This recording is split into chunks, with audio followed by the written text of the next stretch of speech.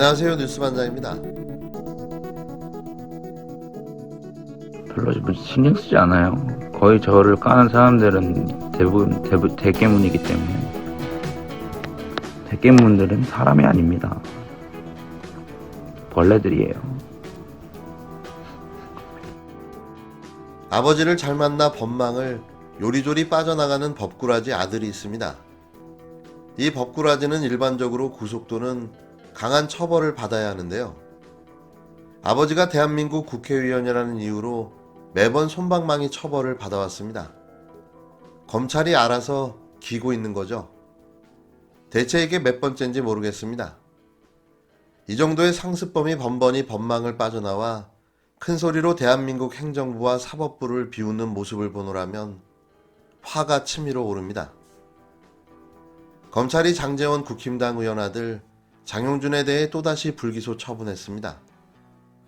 부산지검은 폭행 혐의로 경찰로부터 송치됐던 장용준에 대해 지난 21일 공소권 없음 처분을 내렸다고 29일 밝혔는데요.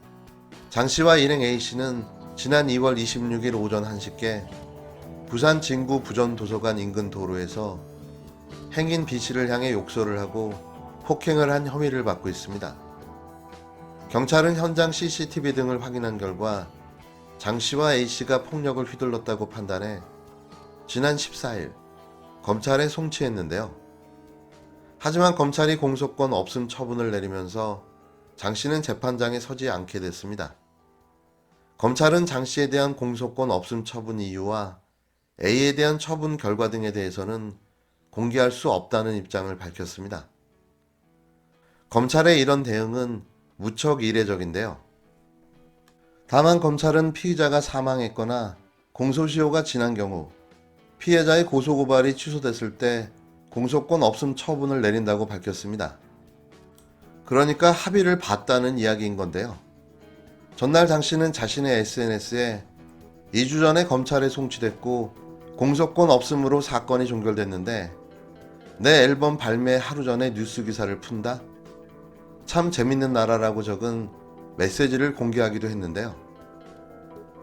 노엘 소속사 그리치 컴퍼니는 이날 오후 입장문을 내고 물의를 일으켜 이유를 막론하고 소속사로서 책임을 통감하며 아티스트 또한 논란을 일으킨 점에 대해 스스로 뉘우치고 반성하고 있다고 전했습니다. 반성하고 있다는 아티스트 노엘의 반응이 참 재미있는 나라인 거군요. 이어 논란에 대한 질책을 받아들이고 앞으로 더욱 성숙한 모습을 보여드리기 위해 노력하겠다며 당사도 앞으로 아티스트 관리에 더욱 힘쓰겠다고 사과했습니다.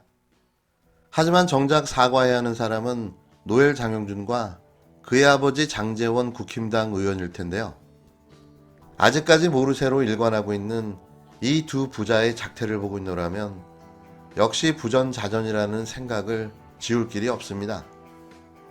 매번 이런 식으로 무마하고 빠져나가고 잠시 자숙했다 다시 기어나오고 노엘 장용준은 2019년 9월 서울에서 음주운전을 하다 사고를 내고 운전자 바꿔치기를 시도한 혐의로 재판에 넘겨져 지난해 징역 1년 6개월에 집행유예 2년을 선고받은 상태였는데요.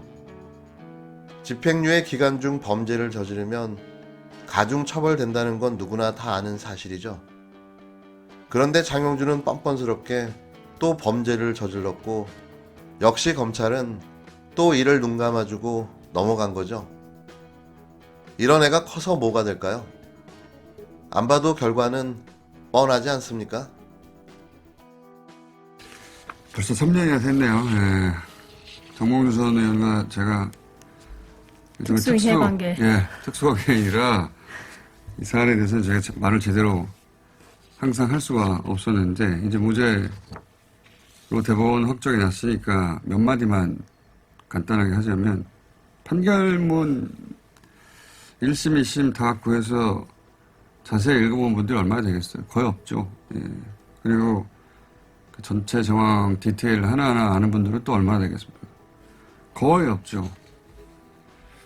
저처럼 이 사건 전체 내막을 자세히 알고 판결문도 자세히 받고 진행 과정도 자세히 아는 사람이 이 사건을 보면 한마디로 어처구니 없는 사건입니다.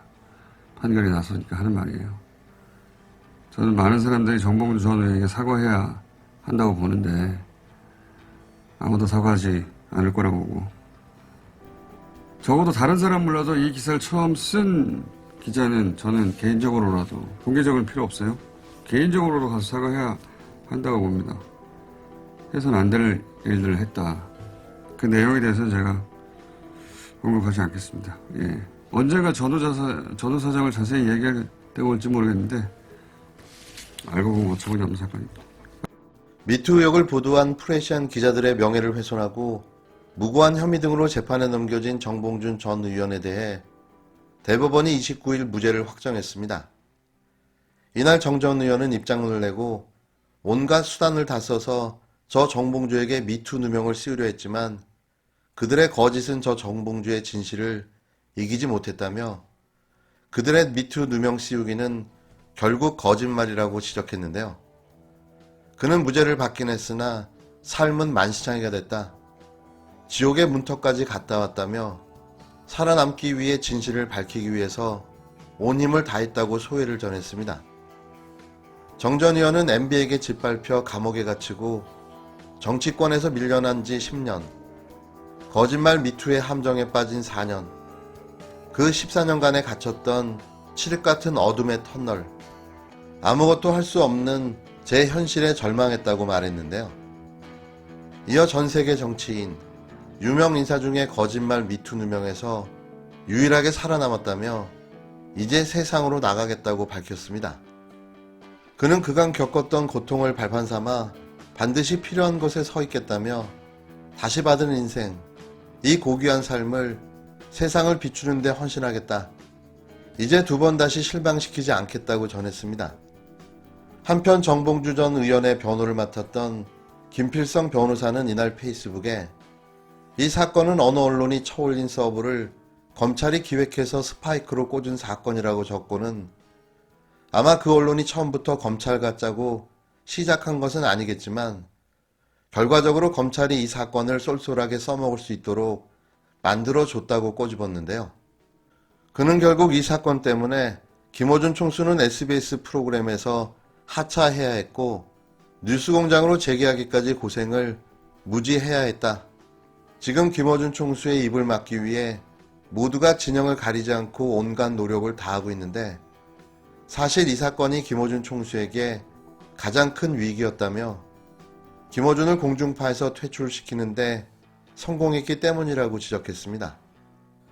김필성 변호사는 정봉주 전 의원 무죄 확정을 축하하며 아울러 이번 확정으로 명예를 회복한 김어준 총수, 주진우 기자, 김용민 의원, 그리고 저 자신에게 축하한다고 말하고 싶다고 덧붙였는데요. 일말의 양심이 남아있다면 정봉주 전 의원에게 반드시 머리 숙여 사과해야 합니다. 특히 당시 보수 언론과 진중권, 이 사건 당사자인 프레시안 기자와 그 관계인들, 너무 긴 세월 너무 고생이 많았습니다. 그리고 더불어민주당도 반드시 사과해야죠. 정 전 의원에게 어떻게 했습니까? 대법원 판결이 나왔는데도 그 흔한 사과 성명조차 없는 민주당, 가슴이 아픕니다.